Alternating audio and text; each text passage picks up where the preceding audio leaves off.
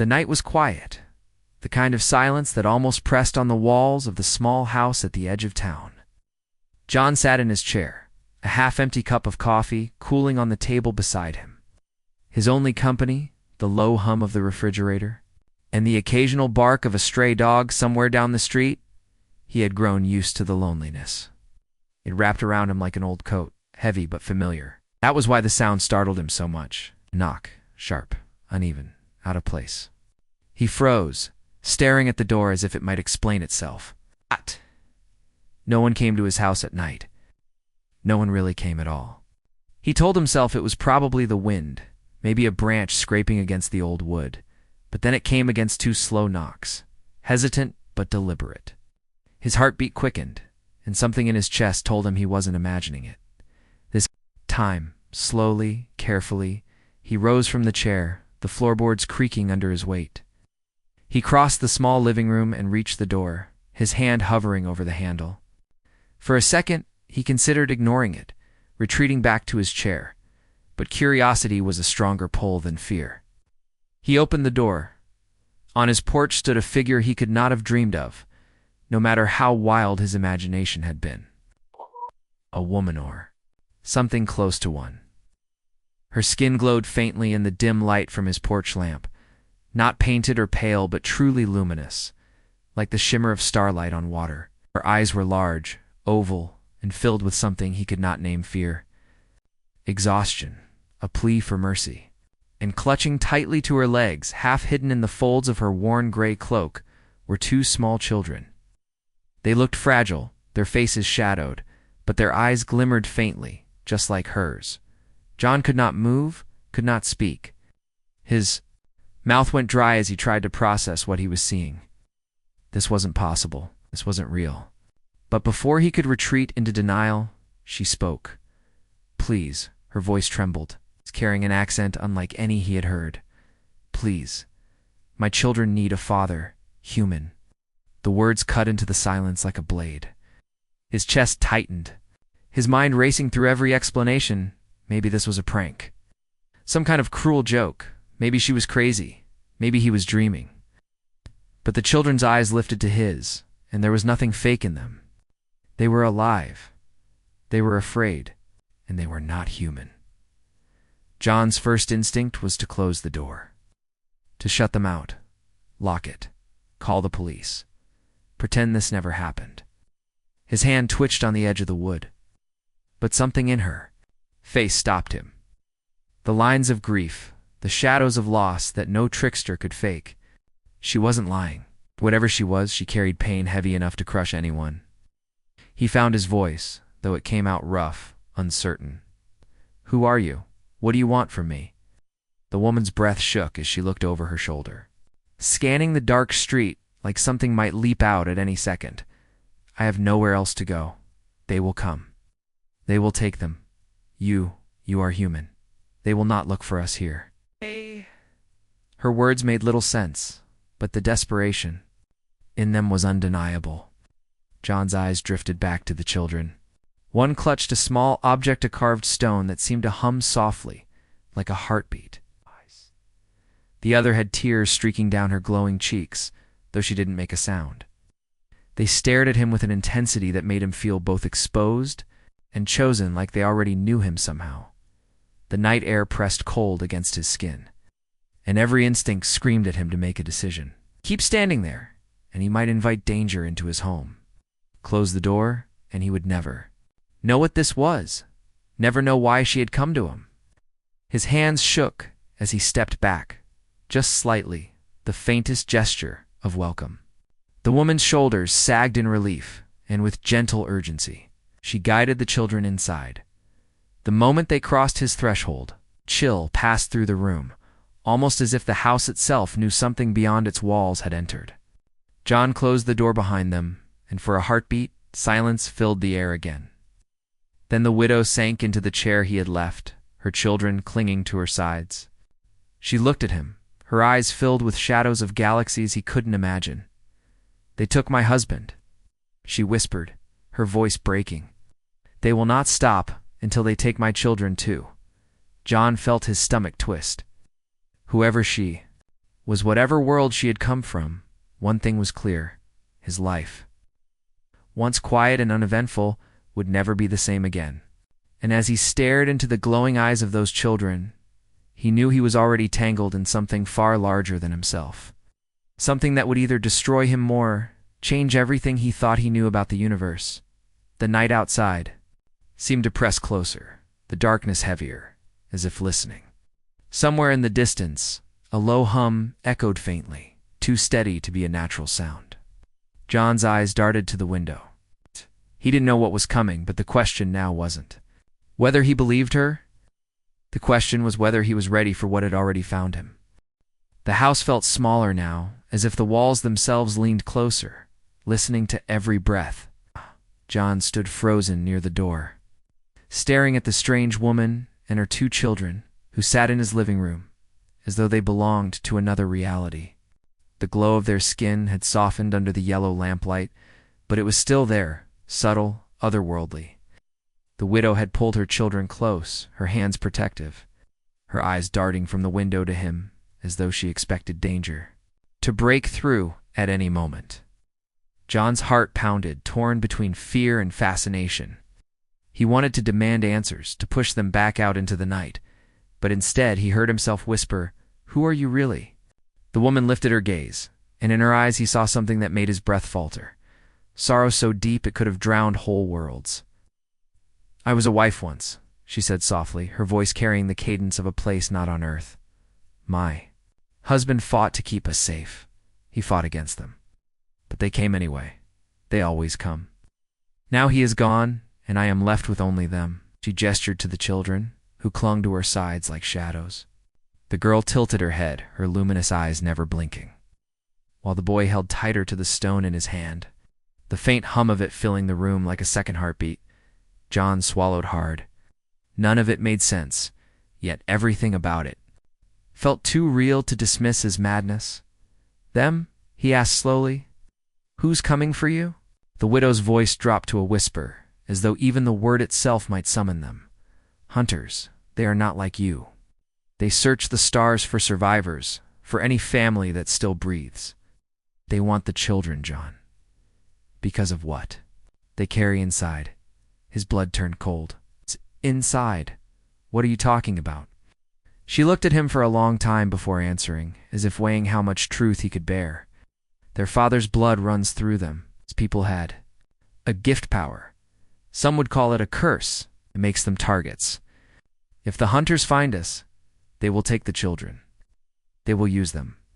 Her hand trembled as she brushed the girl's hair back from her face. "I could not let that happen. I will not." Oh. John stared at the children again.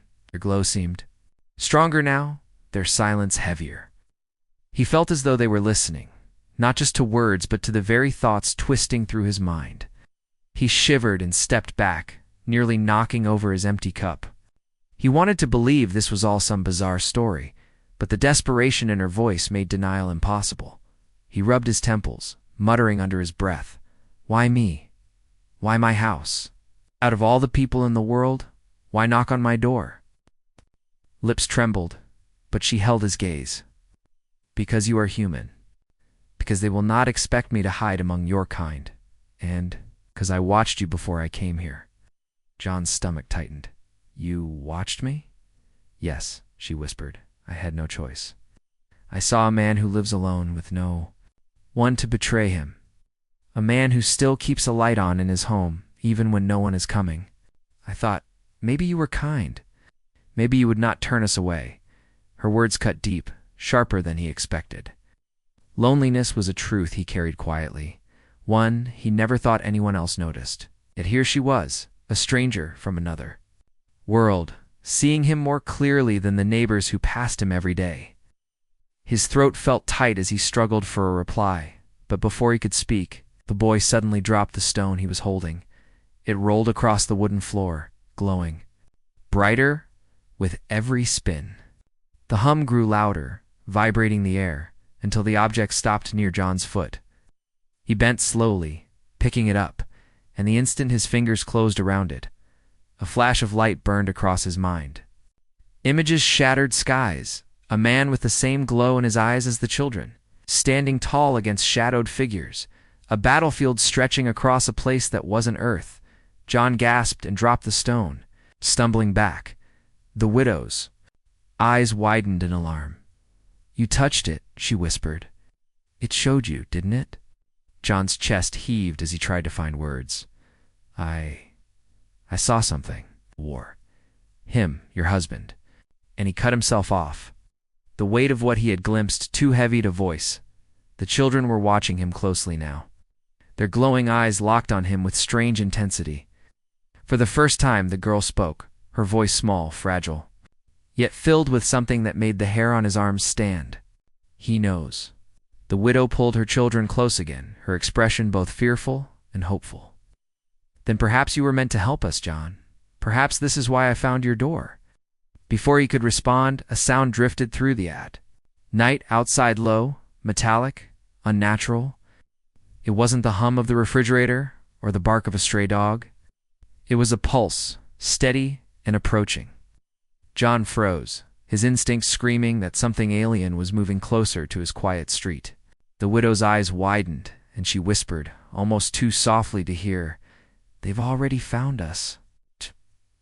John turned toward the window, his breath catching in his throat. Outside, the darkness no longer seemed empty. Something was out there, watching, and suddenly he realized his choice was gone. Whatever this was, he was already in it. The night pressed in like a living thing, heavy and suffocating. John stood frozen by the window, his breath fogging the glass as he peered out into the dark street. At first he thought maybe his fear was tricking him. Maybe it was just the wind, just a passing car far off in the distance. But no, the sound was too steady, too unnatural. A low metallic hum rose and fell like some alien heartbeat, and every hair on his body prickled as if the very air carried electricity. The widow moved behind him, clutching her children so tightly he wondered how they could breathe. Her face was pale, her eyes fixed on the door as though she already knew what was waiting beyond it. John forced himself to step back from the window, his heart hammering in his chest. "What is that sound?" he whispered, though part of him didn't want the answer. Her lips trembled, but she forced the words out. "The hunters. They're here." The boy whimpered, pressing his glowing forehead into her side, while the girl's eyes flashed brighter as if she could already sense the danger drawing near. John shook his head, trying to steady his thoughts. Hunters, aliens, children with strange powers. This couldn't be real, but the look in the widow's eyes told him it was. Every instinct screamed at him to throw them out, lock the door, pretend. This was none of his business. Yet when he glanced at the children, small and trembling, he knew he couldn't, not now. The sound outside grew sharper, a clicking undertone joining the hum. John grabbed the nearest thing he could find, an old metal flashlight, and clenched it like a weapon. His fingers shook around the handle, but he squared his shoulders. "If they come in here," he muttered, "they'll have to get through. Me first." The widow gave him a look that was equal parts sorrow and gratitude. "You do not know what you're promising," she whispered. "They are not like you. They will not ask. They will take." Before John could reply, a sudden flash of light cut through the curtains, a beam sweeping across the street, moving slowly, searching. The widow shoved her children to the floor, pushing them behind the couch. She pulled John down with them, her breathing quick and shallow. Through the tiny gap in the curtain, he saw the source, a shape gliding silently above the pavement, too smooth, too dark to be a car. It had no wheels, no sound of an engine, only the hum that rattled his chest. Small points of red light flickered underneath, scanning. "Stay quiet," she breathed, her hand gripping his arm with surprising strength. "Do not let them sense you." The seconds stretched unbearably. The beam lingered on his house, painting the curtains in blood-red light. John held his breath, every muscle locked. The children didn't move, though their glowing skin betrayed them, faint pulses of light shimmering like fireflies in the dark room. He wanted to scream at them to stop, but he bit his tongue until he tasted blood. Then silence. The beam shifted away, sliding slowly down the street.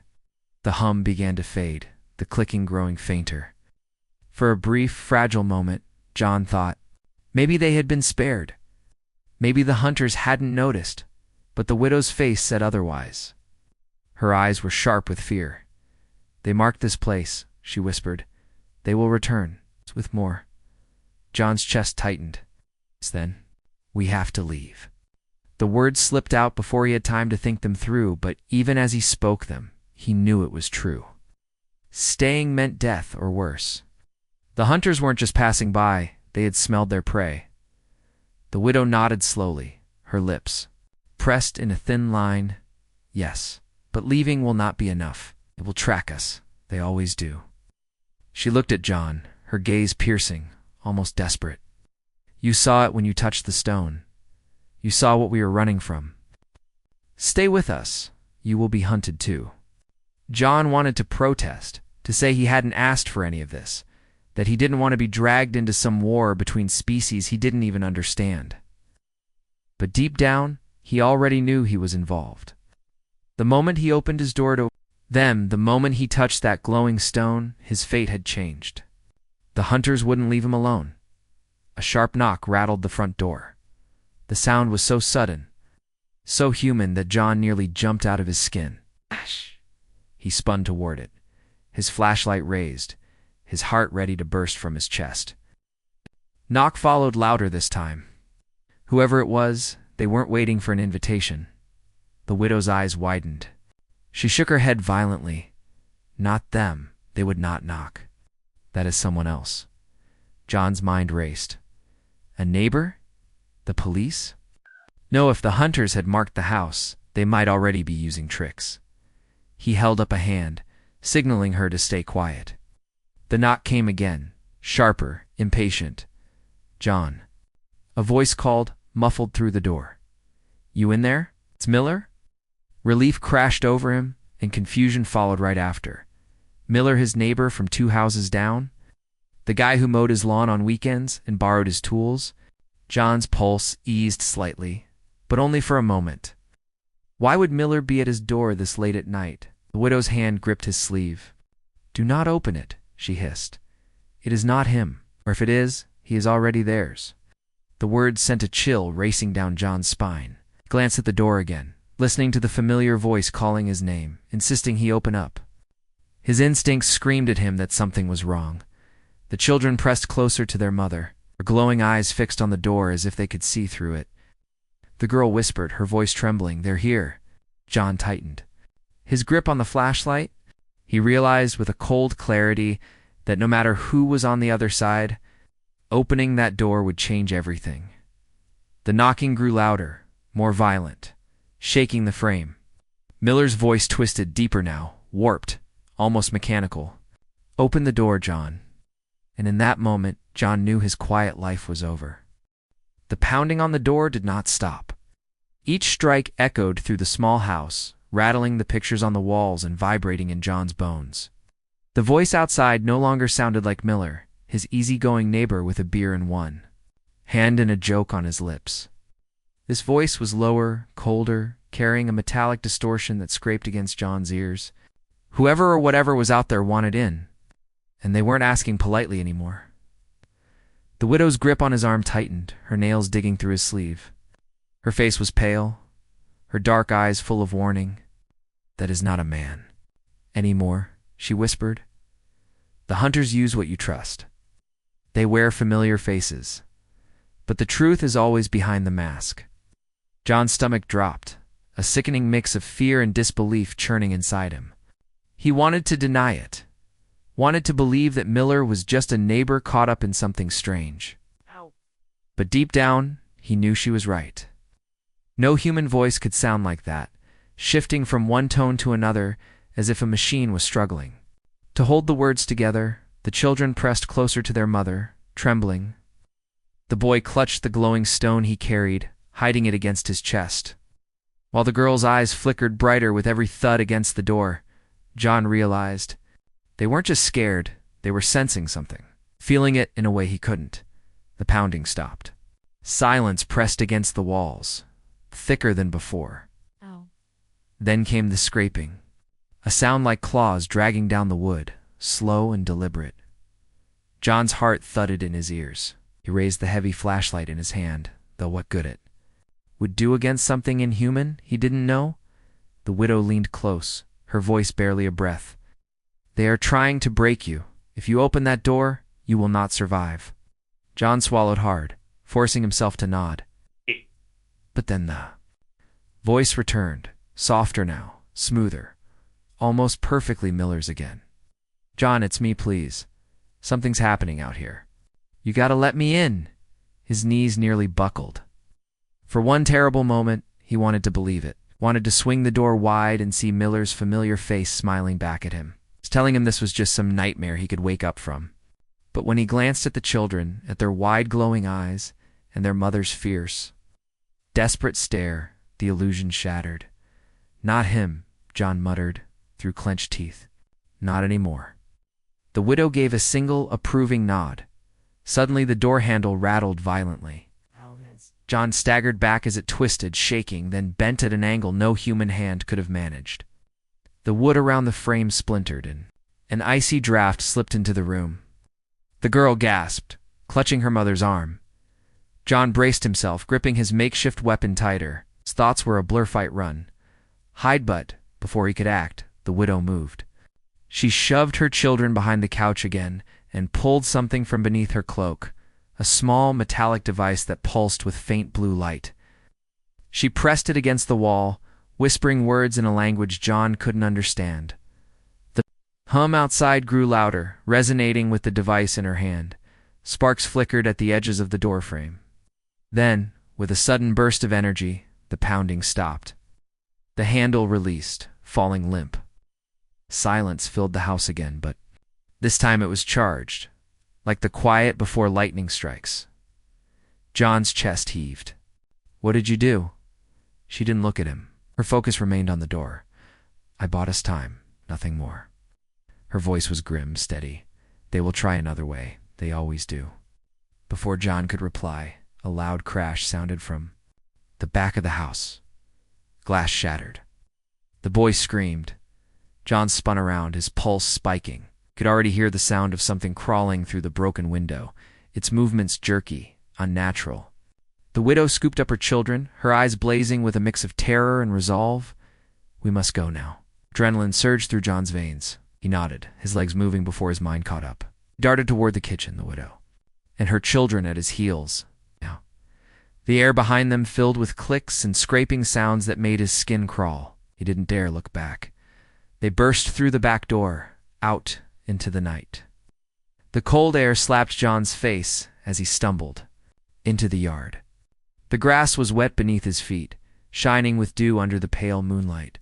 For a moment he thought they'd escaped. But then he saw the shadows moving, sliding unnaturally across the ground. Shapes too tall, too twisted to be human. The widow grabbed his wrist, yanking him toward the trees beyond the yard. "The forest," she said, her voice urgent. "If we reach the dark, we can hide our light." John ran. Branches clawed at his arms as they plunged into the woods. The sound of pursuit close behind. The children were crying, but the widow kept them moving, her strength almost inhuman. John's lungs burned, but fear kept him going. He could hear the hunters now, their distorted voices carrying through the trees, calling his name in Miller's. Tone in his mother's voice, in voices he hadn't heard in years. Each one cut into him like a knife, but he forced himself not to listen. Finally, they reached a small clearing where the moonlight spilled down like a silver spotlight. The widow halted, holding her children close. "Ow." John collapsed to his knees. Gasping for breath, she turned to him, her face grave. "The truth cannot stay hidden any longer," she said. "You deserve to know why we came to you, why we chose your home." John looked up, his chest heaving. "Why me?" he demanded. "What do you want from me?" She hesitated, her gaze flicking to her children before settling on him. The girl's glowing eyes reflected the moonlight, making her look almost otherworldly. "Because," the widow said softly, "you are not who you think you are. The hunters will never stop chasing us, because they are chasing you too." Her words struck him harder than any blow. The forest seemed to tilt around him, his thoughts spinning. His mind screamed for answers, but his heart already knew. His life had never been ordinary. The clearing felt alive with silence. John's chest rose and fell as he tried to pull air into lungs that burned from the run. The widow's words still echoed in his head, more frightening than the shadows chasing them. "You are not who you are." "Think you are," he wanted to shout, to demand answers, to tell her she was wrong. But when he looked into her eyes, dark, steady, unflinching, he couldn't, because deep inside, some buried part of him knew there was truth in what she said. The children clung to their mother. The boy pressed his glowing stone to his chest, and the girl's luminous eyes swept the tree line as if she could see what lurked beyond the shadows. John could hear them, two soft clicks, scraping sounds, whispers of voices that were not voices at all. The hunters were still out there, circling, waiting. "Talk," John managed, his voice rough. "Tell me what you mean. Tell me why me. I'm just a man. I work. I live alone." "I don't," he broke off, shaking his head as if the motion could shake off the rising storm inside him. "I'm nobody." The widow knelt in front of him, her cloak brushing against the wet grass. "You are not nobody," she said softly. "You are the reason they came to this world." John blinked. Her words didn't make sense, and yet they cut deeper than they should have. "That's impossible," he whispered. The widow touched the boy's shoulder. He reluctantly held out the glowing stone. Its light pulsed faintly, beating like a slow, steady heart. "This stone is not only a guide," she explained. "It responds to blood, to ancestry, to power hidden in flesh. It has been silent for years, until it felt you." John stared at it, his mouth dry. The stone vibrated faintly in the boy's palm, and then without warning, the light grew stronger as John leaned closer. His stomach tightened. Touched it, hadn't even breathed on it, but it was reacting to him. He staggered back. "No," he muttered. "That's no. I'm just human."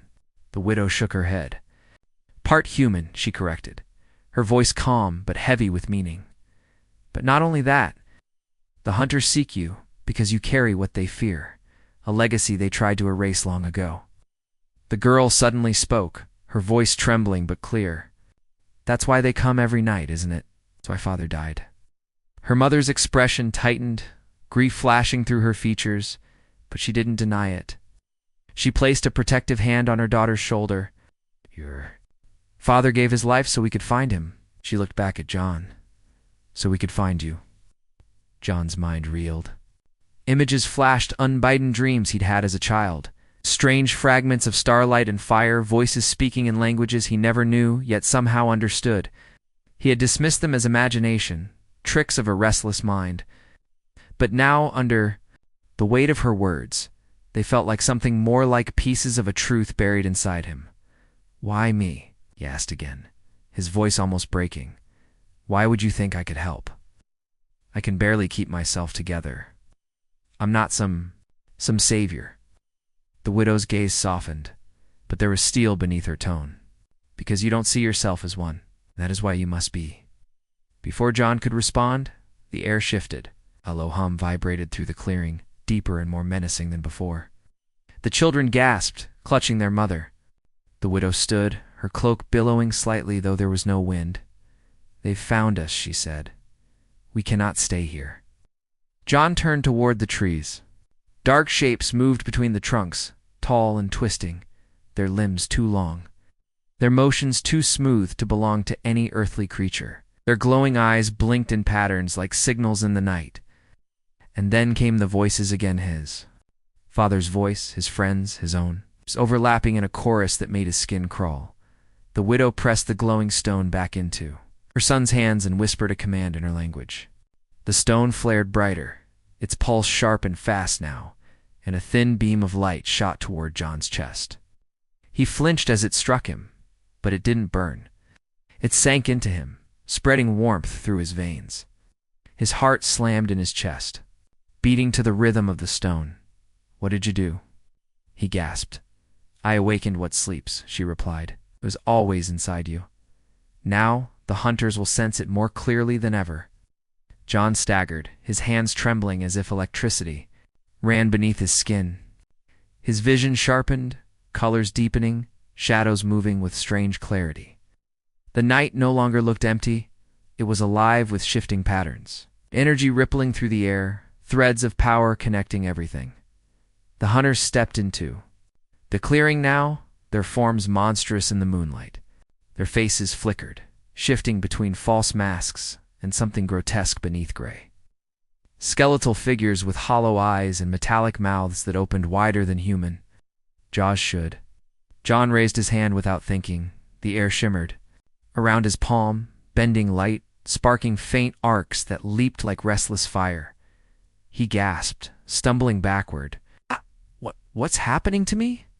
The widow's eyes met his, fierce, unafraid. The truth, she said. This is who you are. The hunters advanced, their voices blending in a haunting chorus that promised death. John's fear rose, but so did something else. Strength he didn't understand, a force clawing to the surface. His body felt like it was caught between breaking apart and becoming something new, and in that moment standing between the widow, her children, and the advancing horrors, John realized he had only two choices: deny it and watch them all be taken, or accept it and risk becoming something he could no longer recognize. The hunters lunged. John lifted his hand. The clearing exploded with light. The forest burned with light that was not fire. The hunters shrieked, their distorted forms bending back as waves of energy rippled out from John's hands. Trees shook, the ground quaked, and the night itself seemed to split apart for a heartbeat. The hunters faltered, their flickering faces revealing terror instead of malice. But then they pressed forward, their hunger stronger than their fear. John fell to his knees, clutching his chest as the power raged through him like a storm with no end. His vision blurred, his body trembling under the weight of forces he did not understand. He had thought strength would feel like control, but this was chaos. Too much, too fast. He wasn't sure if he was wielding a tool or if it was devouring him. The widow ran to his side, her children clinging to her cloak. "Stand." "John!" she shouted, her voice echoing as though the forest itself carried her words. "They will not stop until you claim what is yours. Do not let it consume you. Guide it. Shape it." "I can't," he gasped, sweat dripping from his forehead. His hands sparked violently, arcs of light tearing through the ground around him. "I don't know how." The hunters moved closer, their mouths opening wider, their voices weaving together into a terrible song of lies. "You are nothing. You are weak. You are already ours." The widow stepped in front of him, her body shielding his from their gaze. "Listen to me," she said fiercely. "Strength is not learned, it is remembered. You carry the blood of two worlds. Call it, command it, not for yourself, for them." She turned her head slightly toward her children. "For us." John's gaze fell on the boy clutching the glowing stone, its light fading as if it too was running out of hope. The girl's eyes glowed faintly, wide with fear but locked on him, as if she believed he could do the impossible. Something shifted inside him. The chaos didn't vanish, but it bent like a raging river, suddenly finding its course. Himself to his feet, every muscle screaming, and raised his arms as the hunters closed in. "You don't get them," he growled. His voice shook, but it carried weight. "Not while I'm breathing." The air split with sound. A surge of light burst outward, blinding the night. Hunters screamed as their false bodies cracked and shattered, revealing the twisted, skeletal beings beneath. They staggered, clawing. At the energy that wrapped around them like chains, the widow's voice rang out like a battle cry. "Yes, John. That is the truth of you. Do not hold back." John closed his eyes, forcing himself past the fear, past the doubt, reaching deep into the storm within. He thought of the loneliness that had haunted him, the emptiness he had accepted as his life. He thought of the knock at his door, the widow's plea, the children's trust. And for the first time he realized his life had never been empty yet.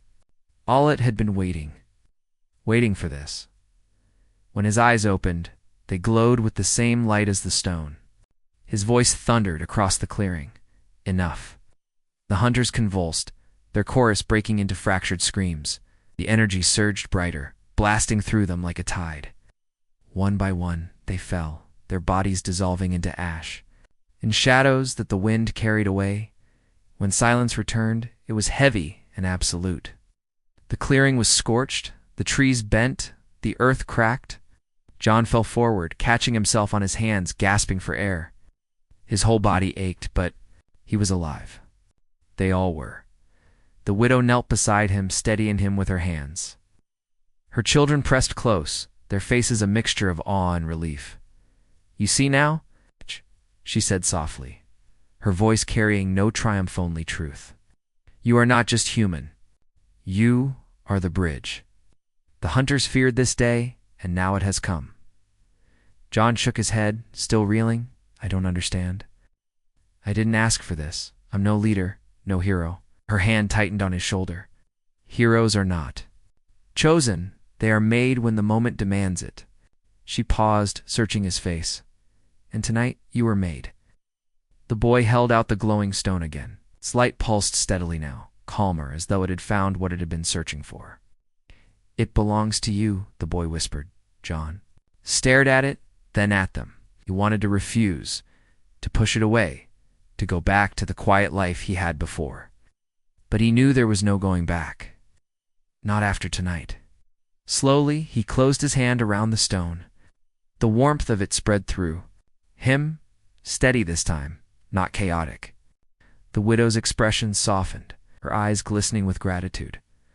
From deep in the woods came no sound of hunters, no whispers, no lies, only silence. But John knew it would not last. This was only the beginning. It would come again, stronger, more desperate. And when they did, they would not just come for her children, they would come for him. He looked at the widow, then at the children, then at the dark horizon. For the first time in years, he did not feel alone. For the first time, he had something worth fighting for. John closed his fist around the stone and rose to his feet, his shadow long against the shattered clearing. "They wanted a war," he said quietly, more to himself than anyone else. "Then they'll have one." The widow's hand found his, firm and steady. "Not a war," she said. "A home, for all of us." The children pressed close, and together they walked out of the broken clearing into a world that would never be the same.